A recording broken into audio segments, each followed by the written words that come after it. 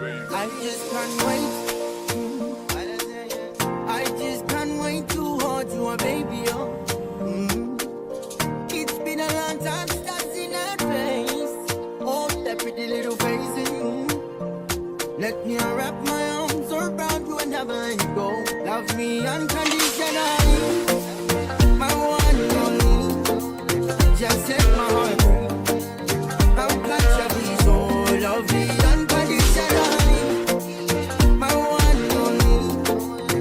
Good fellow, it's me up some song, yeah, we keep it mellow. My one and only. Just set my heart free.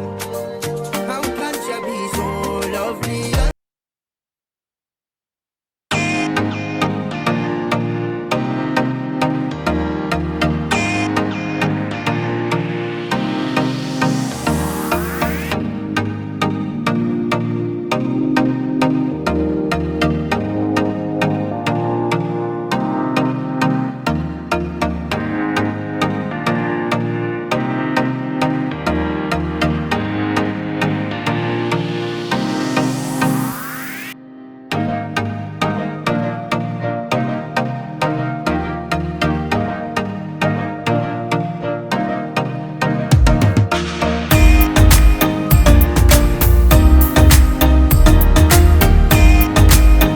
Habibi, welcome to Berlin.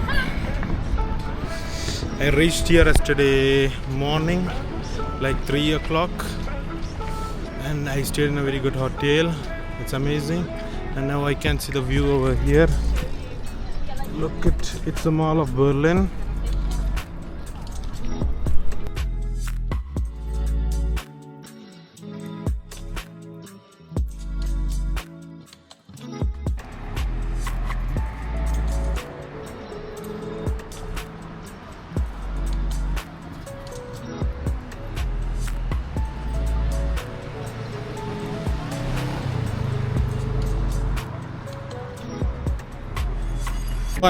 Now I'm going to the Brandenburg Gate, and yesterday when I arrived I took a 24-hour pass bus ticket to travel around. It cost around like 1290 euros, and you can have it for like 24 hours. So it was activated today at 3:41, and it's available till tomorrow 3:41. And this is the best way to go. It costs around like 1290, and you can use everything except the EC train, which is the speed train over here. Other all you can use the buses, the small regional trains and everything.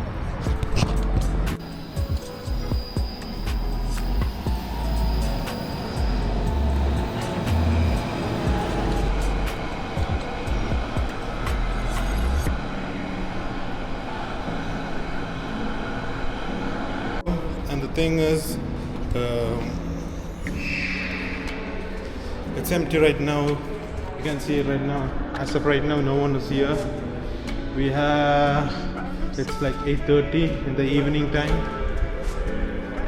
So usually they go at bed, I think, at 8 o'clock, I guess. I don't know how it works. Oh, it feels like haunted.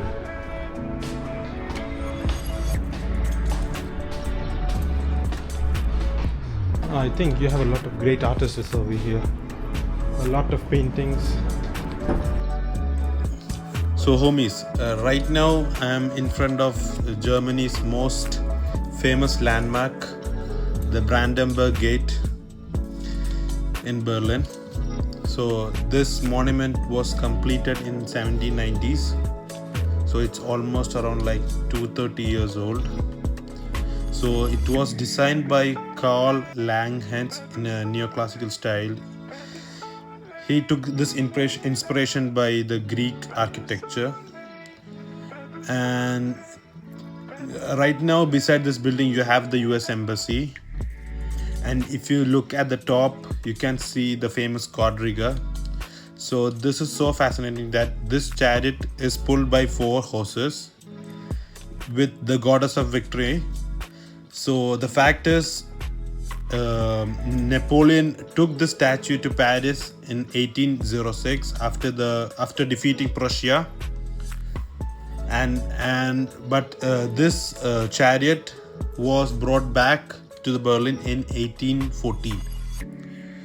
So the thing is, Brandenburg Gate has witnessed some of the biggest monuments in German history. During the Cold War, the Berlin Wall ran behind it. And this area became a restricted border between the East and West Berlin. People could not simply walk through it because it was so protected. So when in 1989, when the Berlin Wall fell, this gate became a very powerful symbol of freedom and reunification of Germany. Today, it's a symbol of unity, peace, and hope.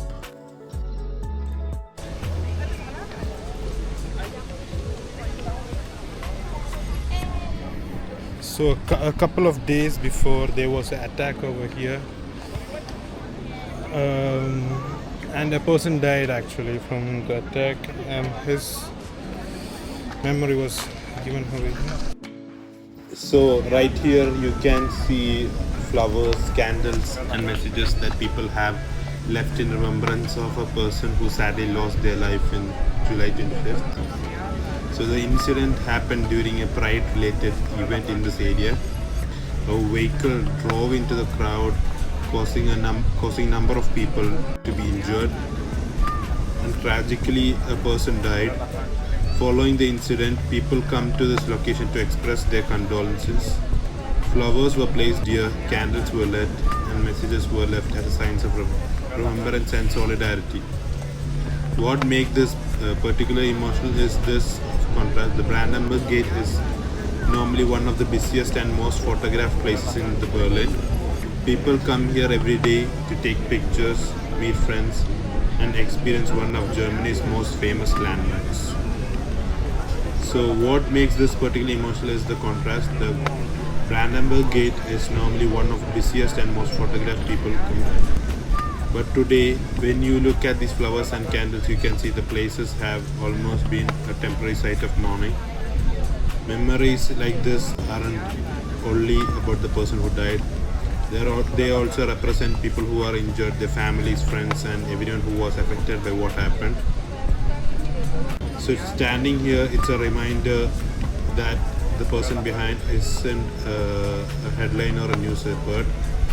There are real people and real families whose lives can change in a moment. Seriously, now I understand why Europe is so healthy. The thing is, we have to walk round to round, and it's a very good thing. I'm not saying anything bad about Europe, but it's a very good thing. It's first time in my life I actually crave for water. Thing is, I never crave for water. I just crave for some energy drinks or some sugary drinks. After walking like 3 or 4 kilometers, now I crave for water. So now my mission is to find a refilling station to fill my water, and let's find it. I'm walking, I found it through ChatGPT. It's very helpful while traveling. So I found it, and it's showing like 5 minutes from here. So this is the way.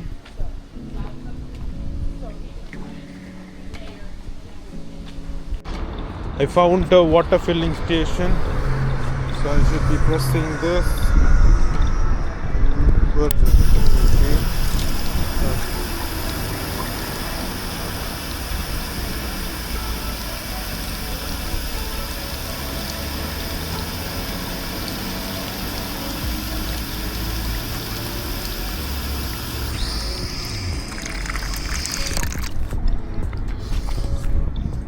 Fill the water. So the thing is, keep hydrated every time. It's good to be hydrated, okay? So it's good for your skin health. As a doctor, as a resident in dermatology, I want to say keep hydrated. Wear SPF. Actually, usually I don't wear it, but I should say you should wear sunscreens to protect your skin.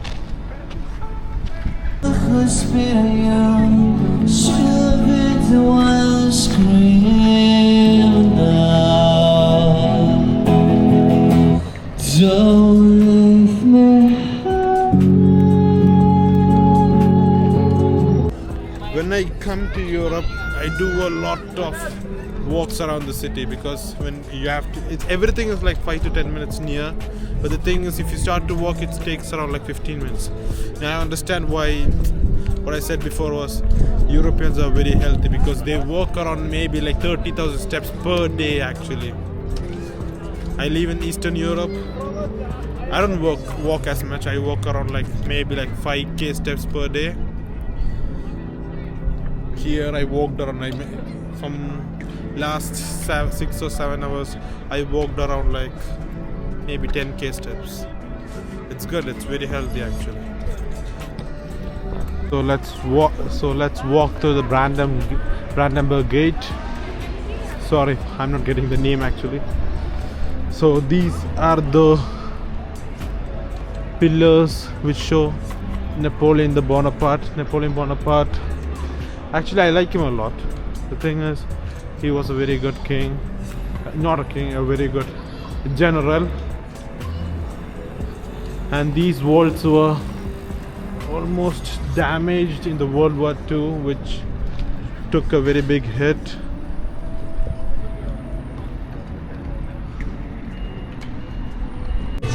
So beside the Reichstag building, the parliament, you can see a very good gallery over here.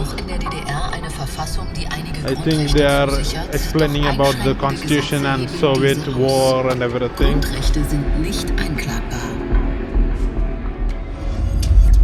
You can see a lot of people over here watching the film. Die Versorgungslage in Westdeutschland und Westberlin ist deutlich besser als in der DDR. Das Wirtschaftswunder durch die Unterstützung der Amerikaner mit dem Marshallplan leben mehr als 1,5 Million Menschen. Es ist die größte Protestdemonstration in der Geschichte der DDR. Der Ruf nach Freiheit ist nun unüberhörbar. Und dies ist für mich der wichtigste. Am Mittag des 17. Juni rücken sowjetische Panzer aus. Der Volksaufstand in der DDR wird mit brutaler Gewalt erstickt.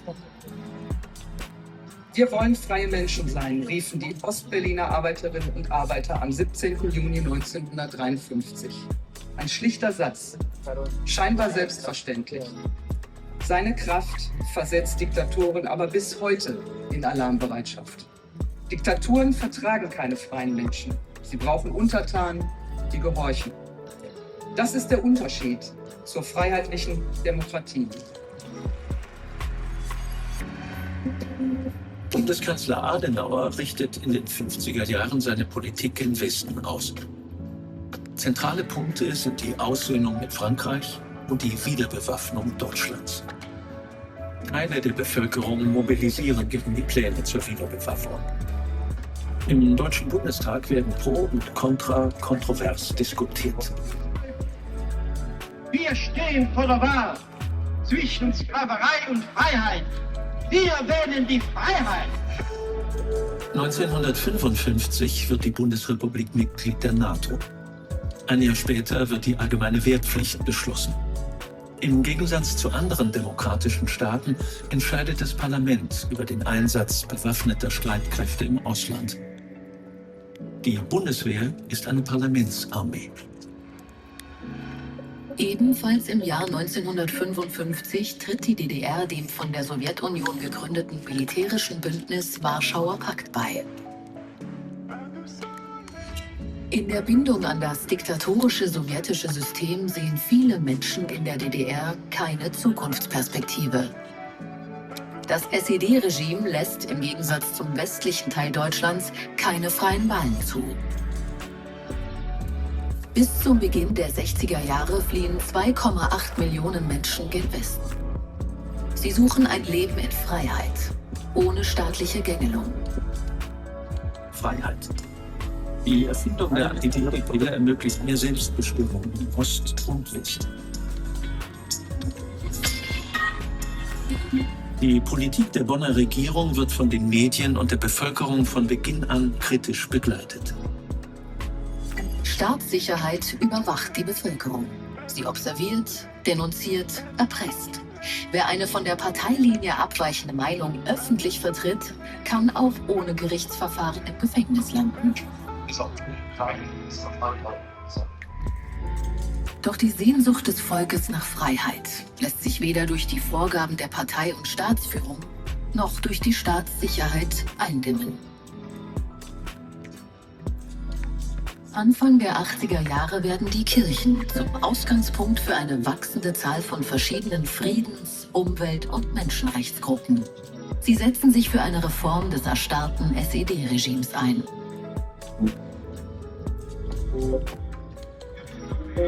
In den 80er Jahren es gibt Streit, auch Proteste.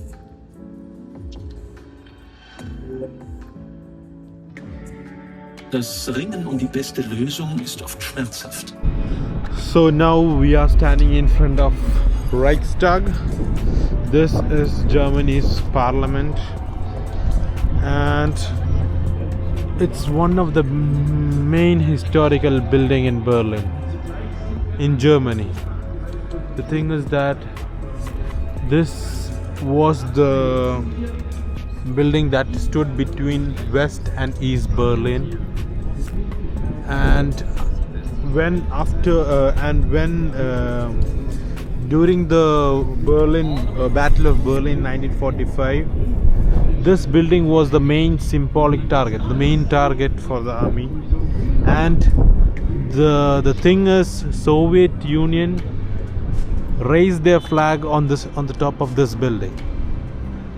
And after the war, Berlin was divided, and this place was controlled by the West Berlin, and it's near to the Brandenburg Gate. So the gate which saw 1 million deaths because people was trying to jump from East Berlin to West Berlin because it was controlled by the Soviet Union. And after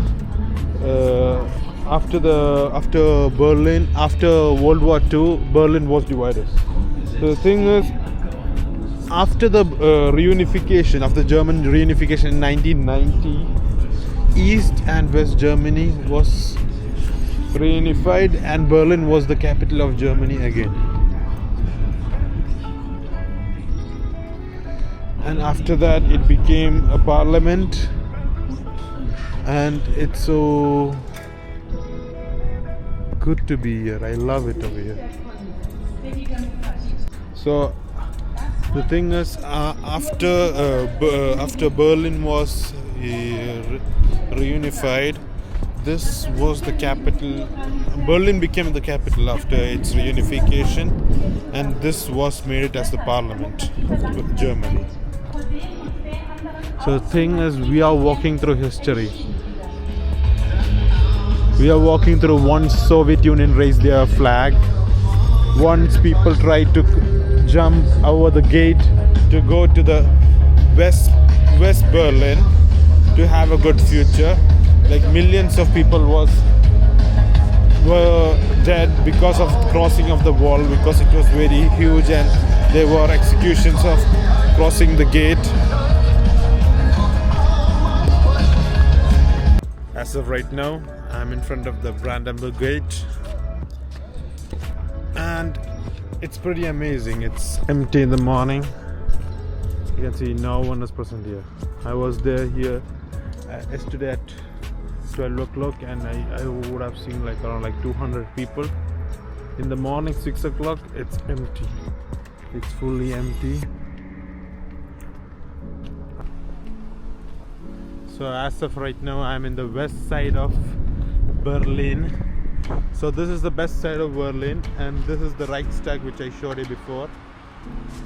It's 100 meters of difference. So from from the east side, people are jumping into the west side. From Soviet Union's side, they are jumping into the the west of Berlin. The east of Berlin was controlled by the Soviet Union army, and the west side was controlled by the Berlin Germans, US army, like that.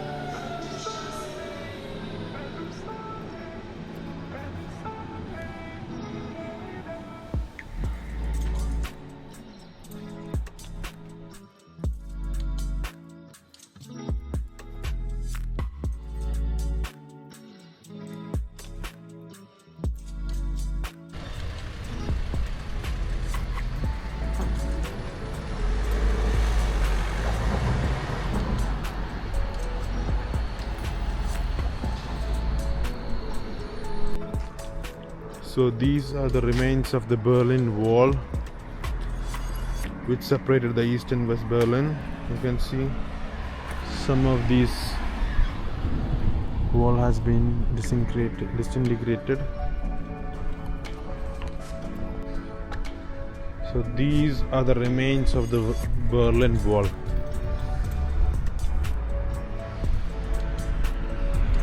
Millions of people have died by crossing this wall.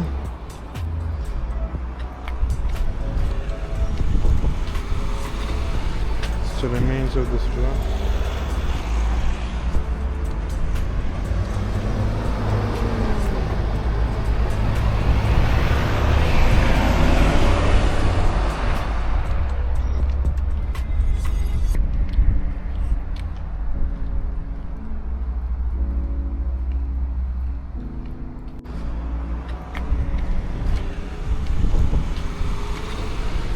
The remains of this wall.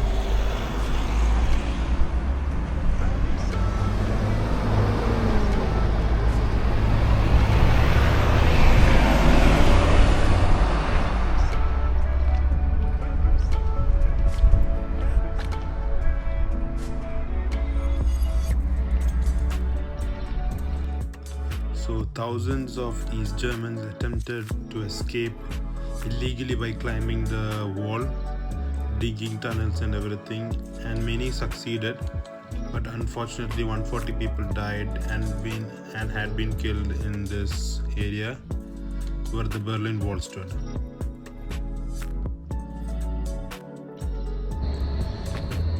And you have this was an actual border system you see over here. Now you can see a lot of people coming here. It's as a park, as a memorial, but this shows the remembrance of the memorial of the people who died.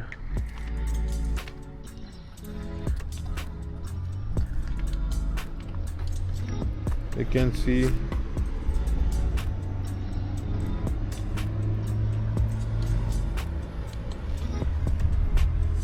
there were accesses in between.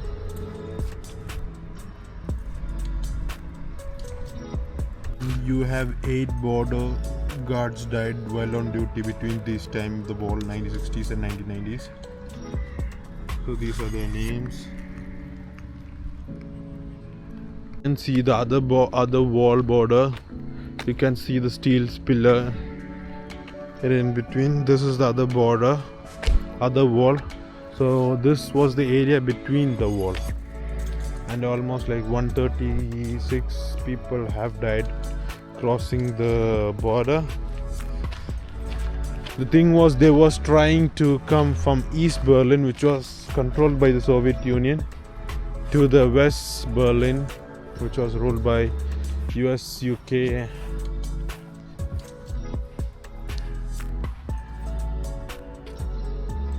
So you could see the photos of the people who had tried to cross. You have Hans Ravel. Oh, he tried to cross it on 1963, 1st of January. You have a lot of photos over here. Oh, there's a kid.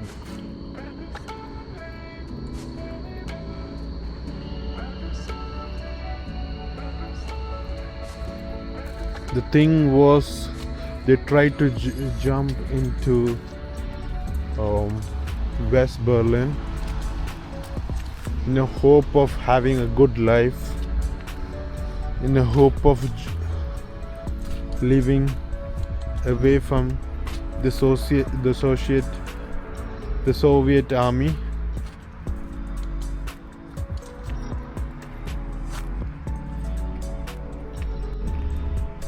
So this is the wall which separated. So what happened was, West Berlin, they made this wall and it was so random and so quick. So many family, friends were separated very fast, so they could not say their goodbyes or anything. And many people tried to jump over the wall and got killed by the army.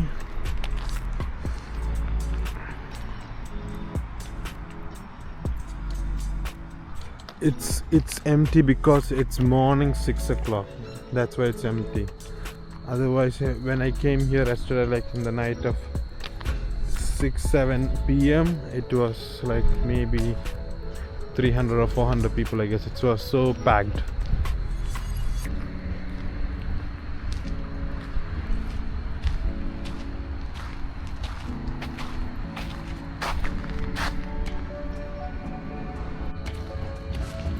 As it is morning, it's so empty. So you can see the other wall ending over here.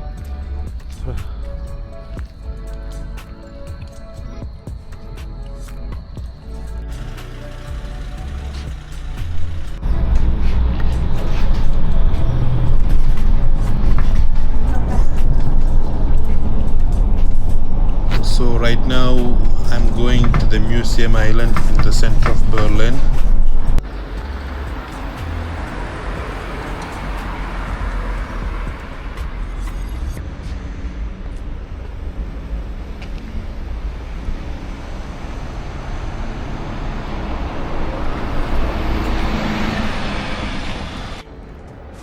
So this is the Museum Island which stands in the center of Berlin. So the thing is, right now it's less people because it's Saturday morning. No one will come out of their house. But in the night, it's amazing to see with all the lights, the yellow color lights and everything.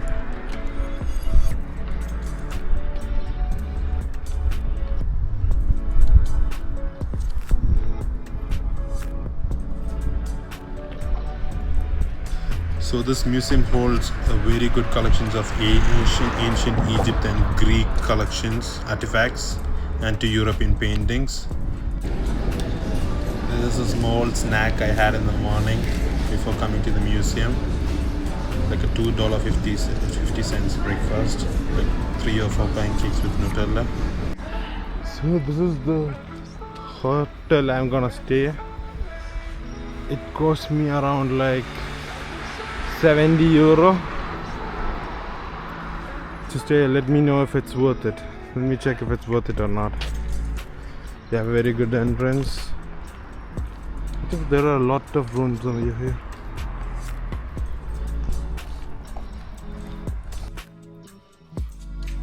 So this is my hotel.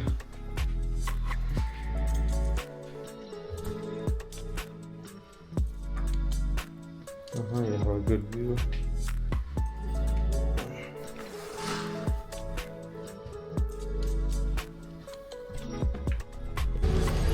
As of right now, I'm near the Museum Island. This is the Museum Island. Look at it. What a wonderful building. The thing I like about Europe is it's their architecture. You can see a lot of people around. That's a TV tower. So now I'm going to a concentration camp nearby. Last time when I was in Munich, I visited a concentration camp called the How concentration camp. Now as of now I'm in Berlin, so let me visit the concentration camp nearby.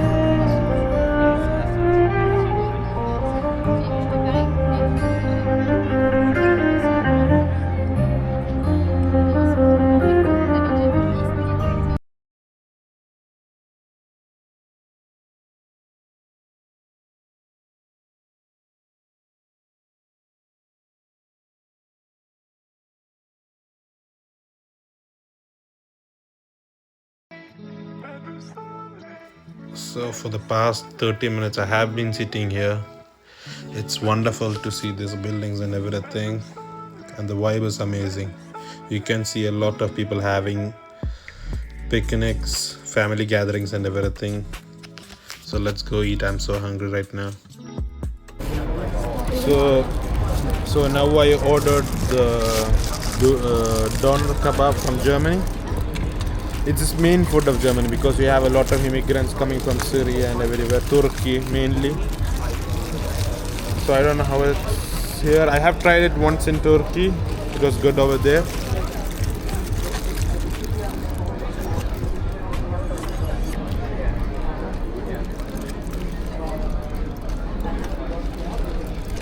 It's same like Turkey. It's more juicy actually.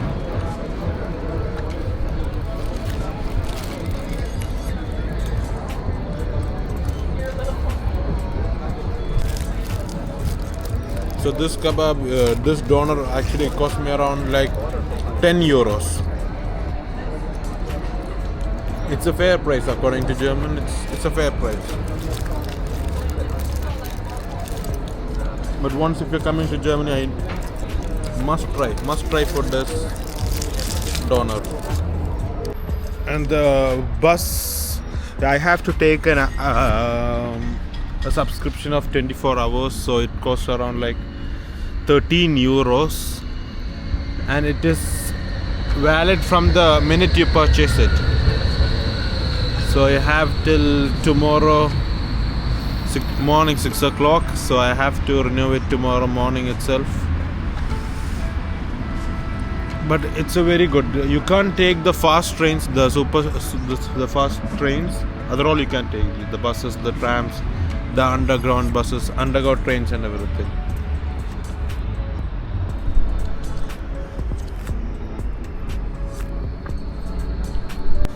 So now I'm waiting for my tram to go back to my hotel, and it is showing I have to wait for 10 minutes, and it's empty because I live in the outskirts of the Berlin city.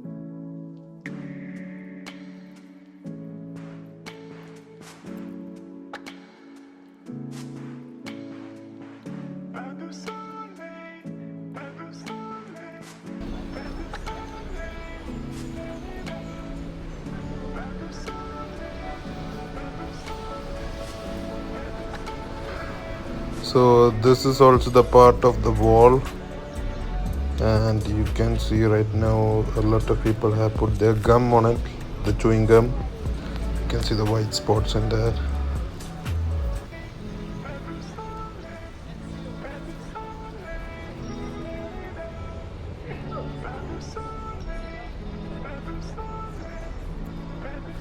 So after the Berlin Wall fell, many artists came to this wall to draw things.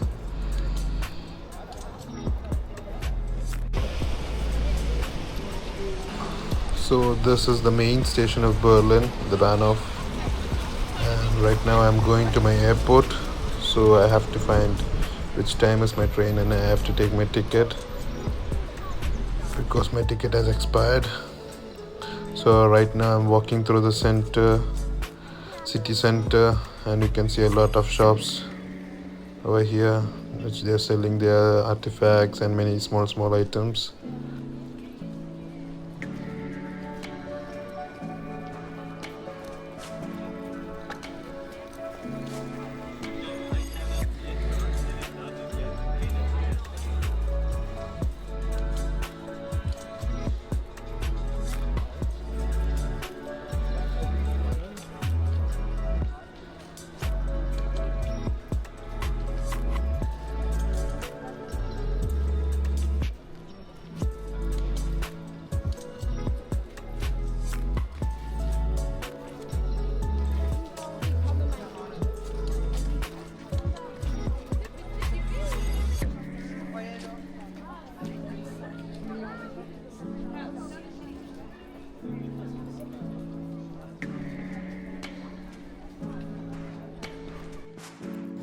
So now I'm going to take a new ticket, and the thing is, if you want to go to the airport, you have to take the ABC ticket, which is the sections, and the airport lies in the C section.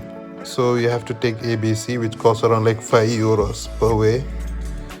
So we can just pay it by card, or you can just go to the shops nearby and you can buy it by cash also. But every time when I travel, I use my card.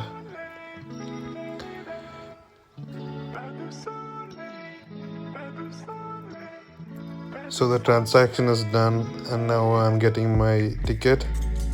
So the main thing is, after you get your ticket, the thing is you have to validate it. So when you validate it, you will get a click and you can see the timestamp on it. This is when the ticket is activated. So now traveling to airport, it takes around like 50 minutes.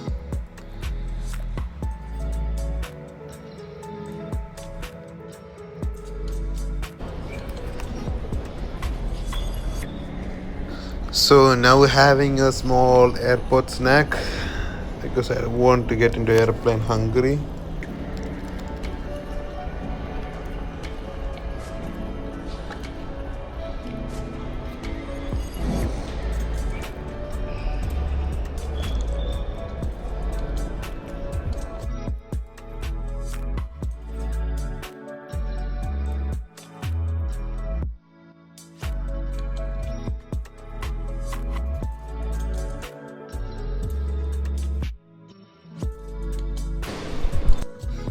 The thing I love traveling inside Europe is you just have to come to the airport like 20, 30, maybe 20 minutes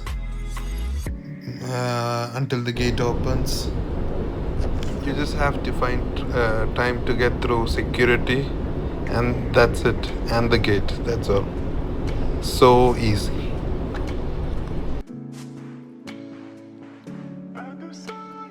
So my next destination is Budapest, and this is the airplane waiting for me. I think it's time to board.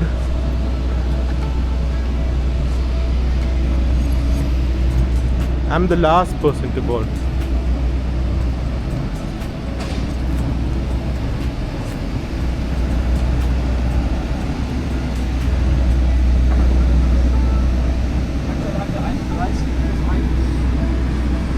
See, we have to wait in a queue. Unfortunately, it's good.